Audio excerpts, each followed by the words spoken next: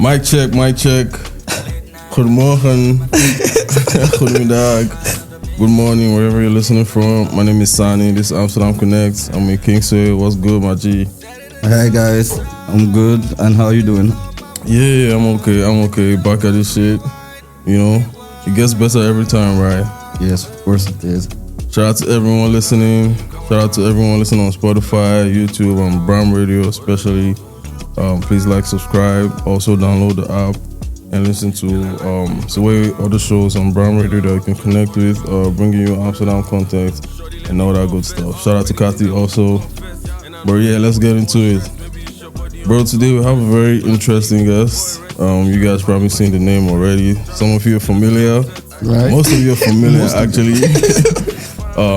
But in case you don't know, she's a choreographer, creative director, visionary, you know, has over 10 years experience in the business and entertainment business, worked with a lot of big names, big dogs, from Wiz, Burner, you know, has performed in famous places from Madison Square to the O2, you know, gone on several tours around different countries in the world, and today she's in Amsterdam, you know, and she's with Amsterdam-connect. Please welcome Izzy, Odigie to the show. Welcome. Good morning. I've been practicing. Yes, sir. Welcome, Izzy. How you doing? I'm doing good. Thank you guys so much for having me. And I'm excited to be here. First time in Amsterdam. Whoa, and nice. First time on Amsterdam Connect. That's what's up. That's what's up. Right? Man, Izzy, like, so just hearing me read out all these things, how does it make you feel? It makes me want to, pat myself on the back. It's been now 12 years actually for me. So, I'm blessed that I have a career that I love. Right. And yeah, I'm still going. Nice. Welcome to Amsterdam, by the way. Thank you. I hope you've been enjoying your few hours in already. Yes, no, actually I've had some pretty good food. I'm not quite sure what country it's from, but the camp I'm out here for, the chef is immaculate. And yeah, I just ate, came here, and I'm going to sleep afterwards. Oh, right. How does it, this is your first time here, right? What was the first thing you noticed when you came here? I always look out through my plane window whenever we're about to land, and I look at the top of the houses. Yeah. The color scheme here is basically green and gray. A lot of the rooftops are a dark gray, but then the green from the forestry. That's true. So that's one thing I realized. It's not really colorful. If you go to Trinidad, a lot of their rooftops are really colorful. Nigeria, very colorful. Yeah, true. Because everyone's house is kind of personalized. Flashy, yeah. But here it's kind of green and gray. Yeah, you're right. To be honest, I've not really paid attention to that detail. But never ever. Right? You should next time. I will now. All right. So what are you here for in Amsterdam? Yes, so I'm here for a dance camp. It's called Afro Drip Dance Camp. The organizer does one in Amsterdam as well as Thailand. Oh. So this is our first stop, and I'm going to be teaching tomorrow as well as Sunday. Nice, that's interesting, man. Would you say you live a very interesting life? A very fun life. Right. I would say so. I would say it's not the normal 9 to 5, wake up every day, go to the same job. Which sucks, by the way. I agree. We all agree. We're trying to get out of that. No, at least you guys have balance. That's a beautiful thing. So you have your creative outlet, and then if I'm being honest, you said no. We don't have a balance because I think I don't have a life. Once I'm doing the whole 9 to 5 scheme, we also want to run back to get into the creative space. So at the end of the day, I want to retire get out of that. Yeah. Yes. But, for me, I think, definitely my life is a little bit different. I was doing this since I was 18. Oh. So I would say my adult life, but even my childhood too, is pretty unique, I would say. I was going to ask you, that's my next question about your childhood. Yeah. What's your childhood like?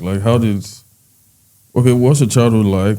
And especially, how did dance come into your life? Question. Yeah. Right. So I moved around a lot. So I was born in Brooklyn. Raised in Benin City, Edo State, Nigeria, to be specific. Shout out to the South. Southside, what's up? Yeah, I got all my Edo boys on our beat.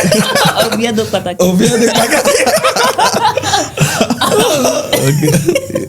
But yeah, so I found myself moving a lot because from Benin City, I moved to Maryland and then New York, and then obviously my career has me traveling around. Yeah.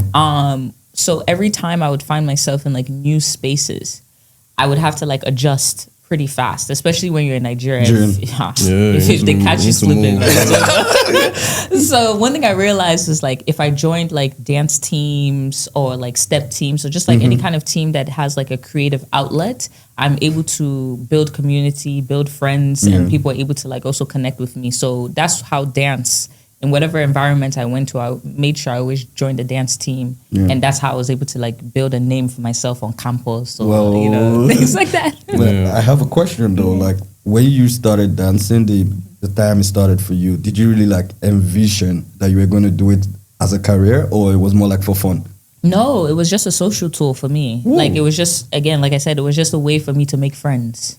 So, obviously I'm growing up, like apparently my mom told me that the way I got into school was because I was singing a song to the principal. Wow. So at like 3-4 years old, I'm like having introduction with the principal, because like you take a test and then you do a formal introduction with the principal and then you pay school fees and they let you go into boarding school. So apparently I went up to him and I started singing No Scrubs by TLC at such a young age. And they were just like, oh my God, she's a superstar. Bring her into the school. So yeah, I think it's just something where it was more of a social tool instead of like career. It didn't click as a career until like I was in college. Oh, nice. Damn. So like, was it college? What would you say was a defining moment? Like the moment you realized, like, yo, this is actually bigger than I think, So when I entered college, basically I was doing hip hop before. So like I've trained in a lot of different styles. It's hip hop, modern, like, jazz. Sorry to cut you off. But it feels like hip hop, when it comes to dance, hip hop is so close. Bro. Like they're like cousins. They have dance music is much better with hip hop. With hip hop, I feel like, I mean, but even look at us, like when we were growing up, like a majority of the things I would watch on TV or even our music that was happening during that time, like it was influenced by the West. Like we live in a country where a lot of the culture, especially the creativity, was imported. Yeah.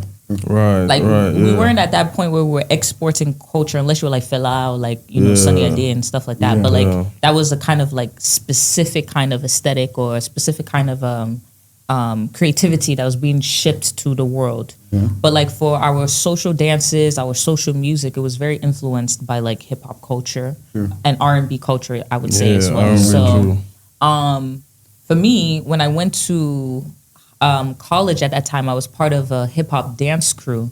But then they had this thing, it's called Diversity Week at school. So like the ASAs, the Asian Student Society, Indian Student Society, they would all come together and exchange like cultural movements with one another. So the African Students Association, they taught a routine to Skelewu by Davido. Wow. I know, I'm showing my age. Anyway. But so I done the routine, and when they saw me performing, they were like, "Oh, where are you from?" I'm like, "Oh, I'm from Nigeria." They're like, "Oh, would you want to start like a dance team next year because we're about to graduate?" And I was like, "Oh, sure, whatever, let's do it." So the next year, I basically started a team. I had like 20 plus people on the team. Wow. We were performing like on campus. Eventually, they started booking us for like Harlem Day Parade. So we're doing like events off campus. We started traveling to Maryland, which is like another state. Whoa. So that's a 5-hour drive. We would do like naming ceremony, wedding, receptions, Igbo woman convention, like, those whole parties. So when we started making money at that time, even though that time the money was kind of small. I can imagine. Once I found that there was a demand, I'm like, okay, this is a business. So that's how it kind of like turned for me. Sure, I might just slide this in here because this, when you mentioned this, I can really resonate to this, but it was kind of different. So I like dancing too, by the way. I dance a lot. Oh my fucking God. Why aren't you at the game? Nah, I don't do it professionally. I just do it for fun. So literally, I joined the dance group when I was in primary 5. Yeah. So when I started dancing with the church, and then we were given everything. Instead of getting some encouragement, we were getting you will break your head, you will break your leg, because then we used to flip. You understand? Yes. So instead of them to get carried away by what these people are trying to do, they want to care so much. Like, why are you climbing on top of someone to do a backflip? Are you not okay? Yeah. But then again, they do not know that you're killing dreams low-key. Yeah. Yeah. Because if we probably got like the encouragement, like you got down, we probably could have stepped further than where we were. Yeah. But I feel like they protected us so much and never allowed it to come out. And then dance just became a hobby for me. Yeah. To the end. I would say also the difference was that I didn't tell my parents what I was doing. Of course, you skipped that. Yeah. My parents did not know what was happening. So it's like I was chasing an academic career, but then also doing my thing on the side. So it didn't, and that's another turning point where I knew it was big, that my mom's co-workers were going to work and telling her about my career. Whoa. So that's when she knew, like, this shit's real. Oh, this is something. Yeah. Nice, man. So let's move forward a little bit. What was your first major turning point? Like the first, I don't know, maybe email you got or something. You know what? Let me just shamelessly say this. Yeah. Before you, the last guy we had, he reached out. There's some guy from Boston, right? Is it Boston? Yeah, from Boston. Yeah, Chase was from Boston. We had a book from the International. Yeah. So we had a book some weeks ago. And it was fun. It was nice to meet this guy. Also connect, meet his team and everything. And it was just cool. We're just looking like, man, like this podcast shit it's opening so much doors like we didn't even think it would. You know. And then we currently have one episode running right now. You know, but we just had to squeeze that in. Yeah. I went to work. I was so tired. You know, my whole body was feeling. I was so tired. Then I woke up in the morning. Then I saw your email. And I'm like, Another one. And it hit me like, bro, like, it is real, right? Shit is real, bro. like, it puts us on edge too, because we have to deliver, you know, we have to. So it's like, damn, there's no time to even take a breather. And so basically, that's what I'm asking you. Like, in a way, when we saw that email, checked you out also. You know, congrats on everything, by the way. You. It's not easy, you know, be like, man. When I went to your page, it's not easy. I'm like 60 mutual. Bro, everyone I knew was following you. I'm like, I don't know this I'm lady. like, who's this girl? I'm like, everyone I knew was following you. I'm like, like, what's going on? I guess to be honest, I'm not a dance person. I don't know how to dance. This guy's so annoying. Like, when you go somewhere with him, because he knows he's actually very good at dancing. I need to see this. When we go to an event, bro, as soon as his music starts, he never even reached 5 minutes. The guy starts dancing. It just makes people like me so awkward. I'm like, man, this guy, you good. Yeah. But back to the question though, you know, what was the turning point when you realized like, oh shit, this is like a big deal. I have to really come correct, you know? I would say in my career there are like a lot of turning points, but I would say like probably the loudest in the beginning parts of it was I created this choreography to a song called Eggplant by A-Star. He's like an artist in the UK. And posted it online. Let's say I wake up on the morning, Monday morning, and I posted at like 10 a.m. I took like a nap. Woke up at 12. When I tell you, my following went from 20K to 60,000. What? In like 2 hours, bro. No. No, because the thing just kept on like going. And this was during the time where followers like actually meant something. And like where you're like, your work was actually being pushed measured to the people, follow, that clicked follow now is being ruled by the algorithm.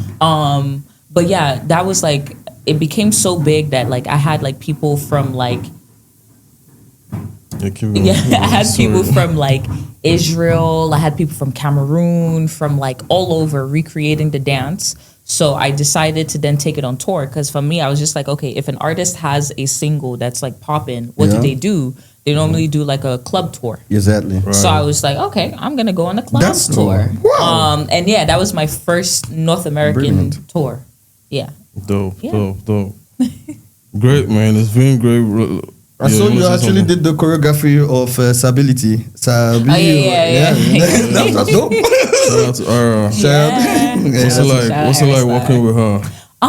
It was lovely. Like, it was during the time I was in Maryland. Sorry, I was in Lagos. Yeah. So I moved there for like 2 years. So I was able to do a bit of her performance for the Maven concert. They had like a 10-year anniversary. So that was the first time. That was the first time we worked together. And then the music video happened, and I was just like, oh, you know what? Look, she's an amazing, creative, beautiful woman, and I'm just like, look, if I can be part of that story in some way, shape, or form, let's do it. And it was a lovely collaboration. Nice. All right, that's great to hear. I'm a fan of her too, bro. Me too, man. Me too. We shout out Ara, man. Maybe when she's visiting Amsterdam, she got to come here. Come connect, man. Amsterdam Connect. Right now, let's go on a quick break. It's been with Izzy. It's been great so far. Lovely talking to her. Kingsley, how you feeling? Feeling good. I'm enjoying it. This is dance, man. Like, Amsterdam Connect. See you in a bit. Shout out Kathy once again. Kathy, what's up? All right. Mic check. 1, 2. Welcome back, guys. It's your boy Sonny. I'm with Kingsley. Kingsley, what's up? Well, I'm good. How you guys doing? Yeah, we're good. Amsterdam Connect. We're sitting here with Izzy, superstar, legend in the making. I think, to be honest, bro. Legend on the move. I feel like, no, bro, but for real. Yeah. 10 years in the game, I feel like a legend already. If you enter legend, you start off. Yeah, of course. I feel like a legend, and I'm not 10 years in. I feel like for me, legendary status really comes from being able to teach people. If you're already passing the knowledge behind you, when you're gone, those people are still carrying what you left. Yeah. You know what I mean? That makes you a legend. You are a legend. Legacy.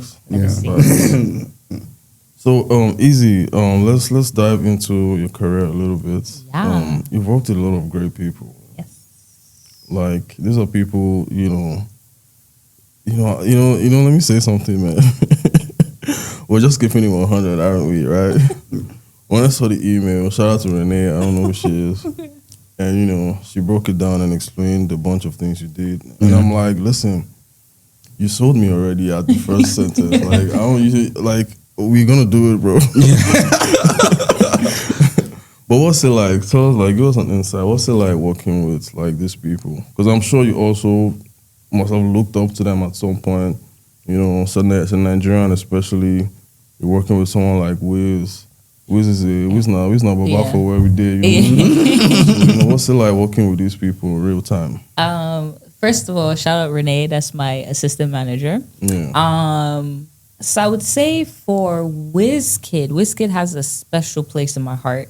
So like I said, I was born in Brooklyn, but then I spent 8 years in Benin City. Yeah. So by the time I came back to the States, there was this kind of like detachment I had to do from back home in order for me to move forward in my life in the States. Yeah. So I kind of just like blocked my mind from like whatever music culture that was coming out. I'm just like, I'm a Yankee. Yeah. I need to move forward. I need to move forward in my life. I can't keep listening to just that's happening back home. Yeah. So it wasn't until I went to college. I remember my mom went to Nigeria and she came back with the party mixes. It would be like a CD where they just burn like a mix, like a DJ mix of all like the hot songs happening at that time. And my mom put in this mix and I heard a song from WizKid. And I'm like, who is this guy? And my mom was like, you don't know who this is? You don't know who this is? This is the hottest guy out now. His name is WizKid. I remember laughing like, what kind of name is a WizKid? But okay, whatever. The song was Back to the Matter, produced by Malik Berry. And I remember thinking like, yo, this guy is so cool. Like making Pigeon sound so like fresh and dope. And like, I was just like, so I literally just went through like a wormhole. So I found him. I found like Fino at that time. Alubam was like a hot trap song. I found out about like Shady, Niniola. Me, Back to W, Jesse Jags, Chocolate City, all the people. So it was just kind of like a deep dive of just like even R2Bs. Like, R2Bs. my God. They had the time though. Oh my God, I absolutely love them. So I was just like, I fell in love with music again because of Wizkid, African music specifically because of Wizkid. So he was someone in the beginning of my career, like I literally had this rule. I'm like, if Wizkid succeeds, I succeed. Woo. So it was kind of like, but Bam. you know, it's like, it's even crazy because like one of his managers, at that time, we went to school together. At this time, he wasn't a manager. He was just like running one of the fan pages, one of the biggest fan pages, like for an African artist called Wizkid News. And he was building at that time. I was building my dance team at the time, Tribe. And he basically saw my vision and was like, oh, let's work together. So he's working with me. He's also building Wizkid's fan page. Wizkid catches his eye. Eventually, over years, he gets like, you know, absorbed into the team. And now he's like one of the top managers alongside like Jada and Sunday Array. And he became my manager. So it's like the degree of separation between me and Wiz was one person. One person. And, you know, eventually in 2020, I got to produce a visualizer for the song Ginger between him and Burna Boy. And that's what they used for the official dance visualizer on this platform. Dope. That's a big song, by the way. Yeah, yeah. Big song, Grammy Award winning. They had the Ballon d'Or and everything. Nice, man. You know, Afro beats, you know, just African culture has like grown recently.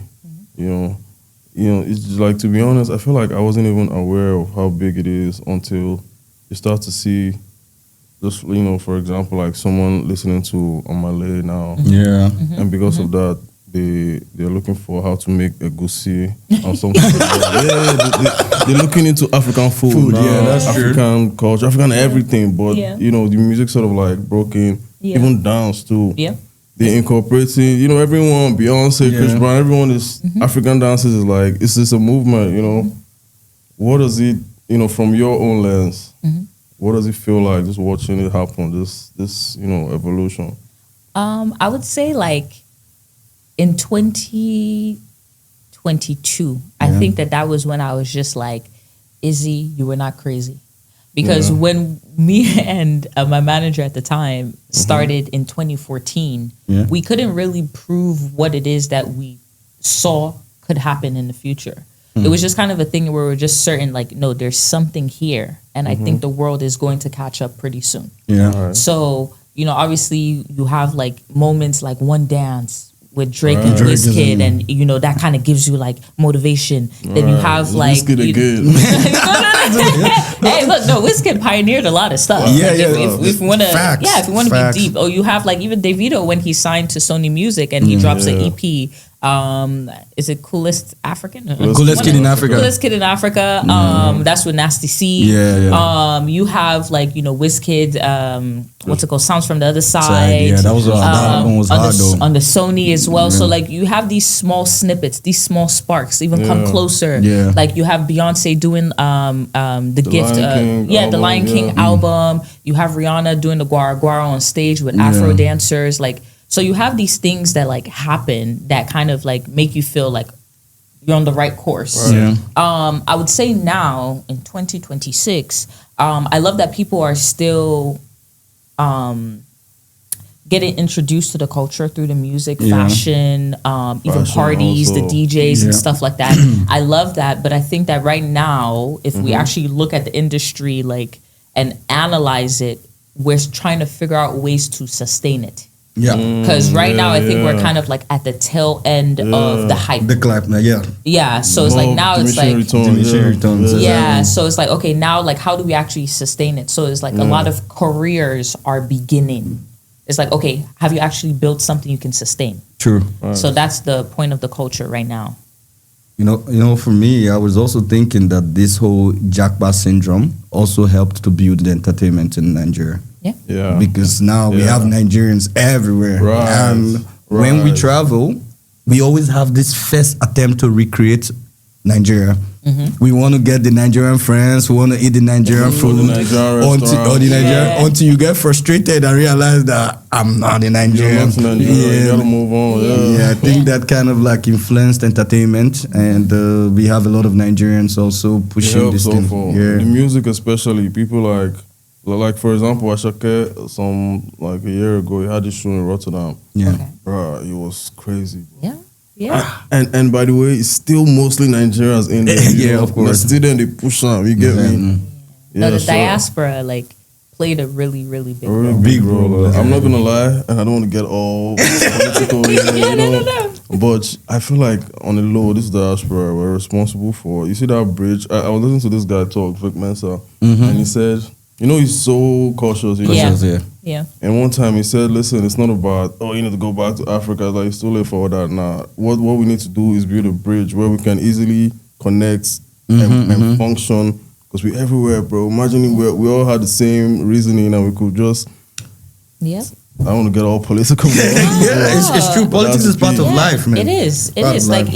even something as simple as the camp that I'm doing now. A lot of that lineup are from the continent. Yeah. So a lot of these organizations and camps that institutions that they're building, especially in Europe, are able to then vouch for creatives on the continent in order to get visas to come here. Now their source of income expands further than just Nigeria or Ghana or South Africa. So yeah, the people in the diaspora, I call us foot soldiers. Ooh, yeah. We're Sounds foot right. soldiers. And it's like we then build that bridge to help our brothers and sisters on the continent to be able to come here, spread the culture, and then we can also go back home, tap into the culture, and also come back as well as spread it. So yeah, I think we need both sides. Yeah, true. I agree. Facts, man. Facts. Wow. Well, shout out to you, Izzy, for everything you got going on, Really, really great seeing all of this. So, yeah, we're happy to be part of the journey also. Just so you know, for the history book, Amsterdam-Connect, Kingsway, Sani, we're part of Izzy's journey. for the role we played, much love, much love. Yeah. Let's go on a break right now, and when we come back, we play this game called Connect 5. Connect 5. I'll explain when we come back. Keep it locked. Peace. Izzy, what's good, man? How you feeling? I did. What's up? Nice. Good to have you here. I did. What's up? Thank you for blessing us with your presence, And, I'm excited to be here. Right. So right now we're going to Connect 5. It's a trivia question game we play. Yeah. Rapid fire. You don't need to think too much. Just first thought that comes to your mind. Say As in like that. book trivia or just like like word association? No, it's more about your opinion. So there's no correct. Okay. There's no correct answer. Bennett. Okay. Right. All you need to do is pick one or the other. Okay. If you have a reason why you picked one, you could say that also. Okay. That's also fine. All right. Also, just so you know, these questions were specifically tailored for you and everything you're up to. So some of them might be really tough. You're going to ask me Wizkid or Davido? That's the first one. To be honest, that was it. Okay. The first one. Let's say. Burna Boy or Wizkid? Ooh. Well, Wizkid, because he has a special place in my heart. Yeah. All right. Dance rehearsal or performance? Performance, because like you have the lights, the energy, the crowd. Adrenaline, right. Rema or Ashake? Oh my God. What's tailored for you? Or. It was tailored for you. No, they're just so different. Like, I can't choose. That's a hard one. All right. Okay. New York or London? New York, any day. Lagos or Amsterdam? Lagos. Sorry, Amsterdam. I just met you. Like, this is my first day. All right. What's your dream collaboration? Ooh. I don't know if this is like a dream collaboration, but maybe an opportunity that I wish I could have again and actually do better. But collaboration with Frank Ocean. Oh, you worked with Frank Ocean? I got fired. It's not my fault, Sha, but like that's an opportunity that I regret. But like I won't say I regret, because I feel like sometimes the universe just shows you like, okay, maybe you're not prepared for it yet. Yeah. So, but hopefully one day I get to revisit that again. All right, that's cool. Afrobeats or Amapiano? Afrobeat. Right. Let me see. What's the most iconic dance performance you've ever seen? By myself? No, not from yourself, from someone else. Most iconic dance performance. I would definitely say it has to be something from like Paris Goebel. Like she's Rihanna's like choreographer. So I think maybe the first Savage Fenty show was kind of like innovative in the fact that like they were bringing like fashion, dance, and lingerie. So it's kind of like Victoria's Secret runway, but then dance infused. So yeah, that was kind of fire. If you were in dancing, what would you be doing? I'd probably be an actress. Okay, sure. okay. Let me see. What's more interesting to you, like being on set for like let's say a music video or being on tour? I would say on set, just because on tour I don't like flying. Like especially right now, like at my age, like it's a lot on the body. Right. Yeah. Tells you on your back. Oh my god. Oh my god. Unless I'm flying first class. Private jet planes, like please leave me alone. Yeah. So yeah, on set. Creativity or discipline? I don't think that's an either or though.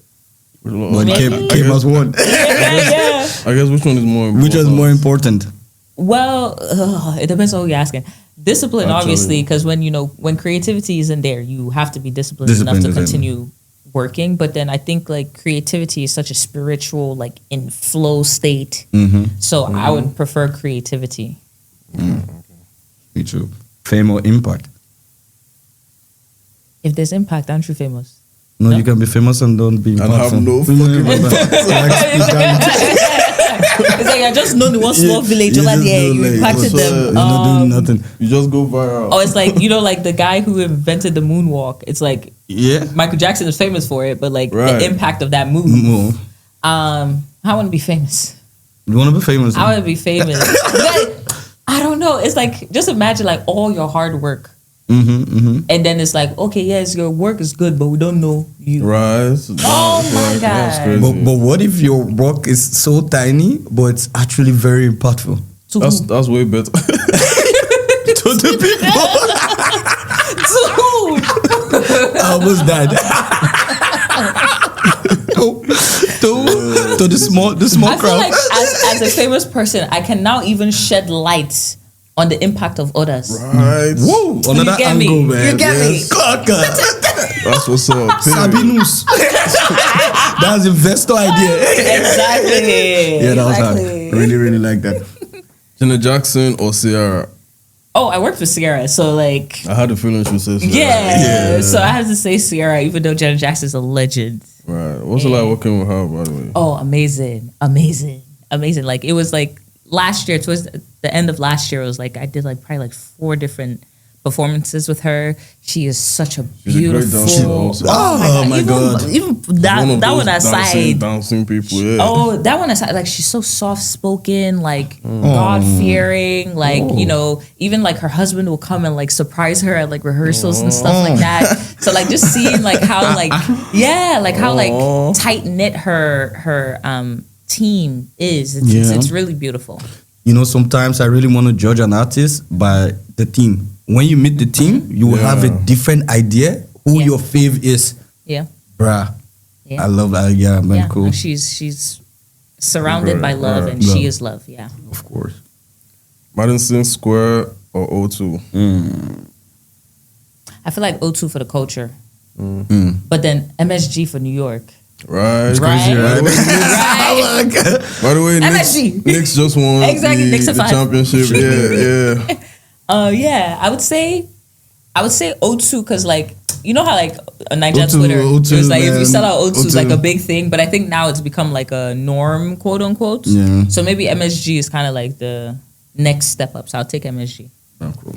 All right. This question is not a one or the other, but it's more. As a choreographer, as a dancer, we're talking a little bit behind the scenes, and you explain, the sides that people don't get to see, the business and just what it's like operating it like not just like, oh, I dance for this person, but as a business on its own. Could you just tell us more, what that is like, operating, how you handle, your stuff? Yeah, so I think in our industry, and obviously our industry is still growing, like the infrastructure is being put in place. Like it's not until like probably like in the late, like the 2010s that like maybe Western influence has started to touch our industry. So we're trying to build like checks and balances and infrastructure, etc. I think within the dance aspect, because a lot of people only look at maybe fashion or music. Music is kind of like the top of the food chain, right? When they look at dance, if let's say I went on an interview, or if I'm speaking to someone and I'm like, I'm a choreographer, the first thing that comes to their mind is like, oh, which artist did you work with? And I'm like, I think we need to move towards a direction of expanding what a choreographer and a dancer's brand can actually do and the places it can actually live in. Yeah. Like a choreographer can be hired for a movie, can be hired for a commercial, can travel with their own works. Like I travel and tour with my own choreographies as a teacher, but you can also tour and travel with your choreography as your intellectual property for the stage. Yeah. Just like an artist like tours with his set for music concerts, right? You can tour with your choreography as a set for the stage. Even fashion campaigns. Like I just did a fashion campaign for Odigie, which is a brand in Barcelona, and we're going to do another one for Saison, which is a brand in French, in France. So it's like expanding your mind when you think of choreography. I have a dance film that I dropped in 2020, and inshallah I'm going to be dropping one in the next year or two. I have merchandise. I have my own agency where it's a company, bro. It's a company. It's a company. So it's like the possibilities are endless, and I think that people need to be more open-minded instead of just like, oh, Izzy, I never see you on stage with like this person or a do dance video for this person. I'm just like, isn't that annoying? Oh, like, God. My God. It's like I'm a TikTok challenge. Yeah. Right. You know what I'm saying? It's like oh, you're just known. You think you're just entertainment? Like it's just okay. Let's just see something cool. It's like, bro, you know how much work goes into this? Bruh, it's not like I'm hitting up Bram and be like, hey, come on, sing at my 30th birthday dinner. You know what I'm saying? Like, just send me your stems. Like, you know what I'm saying? Like, it doesn't work like that. So I think that people need to see dance. Yes, there's the commercial aspect, but there's also the art form of it. Facts. Right. Facts. Yeah. Would you say you enjoy what you do, right? Oh, I do. I'm very serious. It feels like it, man. Just hearing you talk, you can just tell like this is passionate. Congrats. Congrats on everything, man. What is I have two more questions actually. Okay. One word to describe your journey so far. One word. I would say the word is like blessing. Like it's been a blessing. Yeah. Amen. I'll take that. That's good. And one word you would like to describe your future. Innovation. Stop. Yeah. That's actually what I studied in school, like entrepreneurship and innovation. Okay, you teach me offline. Hey man, it's been live, man. Izzy, such a great guest. What's good, man? Thank you so much. Anything you want to share with the people of Amsterdam? Just be out there, create, be yourself. Even if you're not a dancer, everything in life is creation. You're created by a creator to create. So yeah, let's do that. Too hot for the fucking radio. Too hot. That didn't comment. Man, there you have it, guys. My name is still Sani. I'm with Kingsway. Kingsway, what do you do? Yo, I enjoyed this episode so much. Right. I don't want you to make it feel like it's because it's about dancing stuff again. And no, but I saw another angle about dancing and the whole industry entirely, and it was really insightful. And you created an impact from me now. Like, thank you so much. I appreciate you. You gotta do a backflip for the culture now. Yeah. Won't go outside. Boomerang. Thank you, Izzy. If you ever need us, if you're ever in Amsterdam, if you need us to plug something for you, if you need whatever you need, we're just like one text away. we're happy to support, happy to be part of your journey as well. And thank you for being here also. And yeah, you guys keep it locked. Please keep subscribing to what's it called, Bram Radio, the app on download the App Store. Exactly. Please download. Please leave a like, leave a comment, suggestions. Everything is all welcome. Please support everyone you see on here. Check them out. Really talented people. Changing the world like one creative at a time. And yeah, drink some water. It's hot outside. Heat won't keep this. I'll see you guys next time. Peace. Look, listen up, it's about to be smoke. Ain't nothing but some shit I wrote about a rich ass nigga that's deep in the game. They call me Drizzy Drake and I'm keeping the name. I sport Nike shoes, I got a mic to use to talk bad about you pussies, I don't like you fools. Got an Oakland show tonight, baby. My young boys from the yacht going crazy. I'm on a bridge with a tank unleaded. I pull up early to that bitch was yanking already. I said yang, in the city and I really got rank. You see the backpack to the front, you getting spanked. I really blow hams for the fun of it. New